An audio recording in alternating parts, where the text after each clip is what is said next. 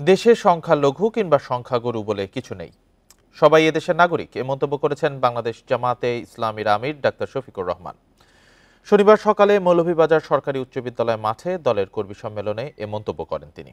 শফিকুর রহমান বলেন, ভারতে সংখ্যালঘুরা বিভিন্নভাবে নির্যাতিত হচ্ছে, তাই তাদের মুখে সাম্প্রদায়িক সম্প্রীতির কথা মানায় না।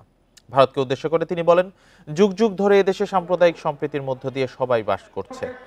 একই দিন সন্ধ্যায় সিলেটে এক মত বিনিময় সভায় জামাতের আমির 5ই আগস্টের পর দেশের সংখ্যালঘুদের উপর যে হামলা হয়েছে তার পেছনে ধর্মীয় কারণ নেই বলেন।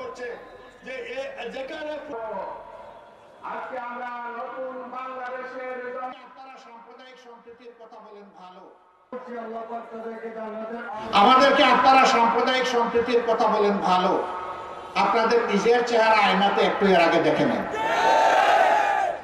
আপনারা সেখানে যাদেরকে মাইনরিটি বলেন তাদের সাথে আপনারা কি আচরণ করেন। আমাদেরকে সাম্প্রদায়িক সম্প্রীতির সবক দিতে হবে না। যুগ যুগ ধরে এই দেশ সাম্প্রদায়িক সম্প্রীতির দেশ।